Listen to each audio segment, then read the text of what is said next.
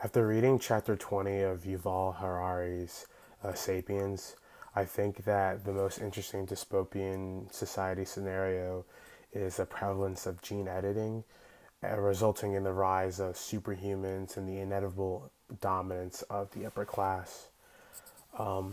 In Inequality is still a highly unsolved issue throughout the world, resulting from discrimination and the greed and the love of power of those who already have it. So, if we were to add on the ability to alter our own genome, and our own bodies through DNA alterations, or body implantations of biotech, we would only further the gap between the rich and the poor, and which would also allow the rich to enslave and control those below them. I was also and still a bit excited for the possibilities of genetic engineering when I first heard about it, in just pop culture, science fiction, and on the news, and it does stem from a love of science fiction. But anyway, anyone could understand the worries surrounding genetic engineering technology such as CRISPR gene editing, which is the current, modern uh, technology that is able to edit genes, and its possibilities of designer babies and other unnatural biological creations. A side note: designer babies is a term that people use to sort of refer to the ability to genetically design your own baby, design like a superhuman baby or the baby that you desire. So, and even the owner and the creator of CRISPR fears this possibility.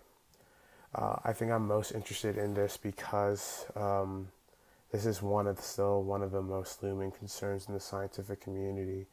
And also, we've read books such as Frankenstein and Never Let Me Go that describe the possibilities of scientific advancements and sort of the ethical issues surrounding it. In my opinion, in order to avoid this future, I strongly suggest that we avoid tampering with the human genome altogether.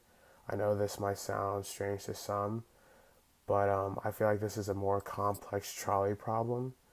In effect, where the person that we're killing or that we're sacrificing sorry, is actually our future selves, in a way that the current payoffs um, are more clear than the underlying consequences of advances in genetic engineering.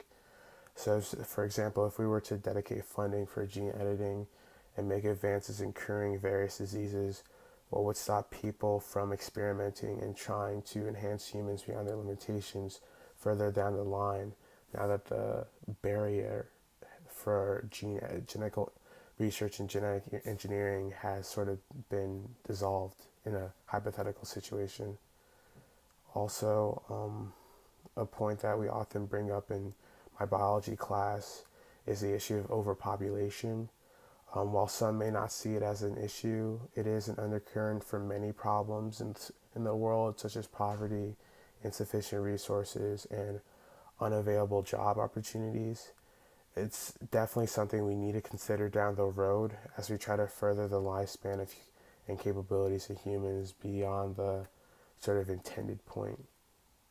So, thank you.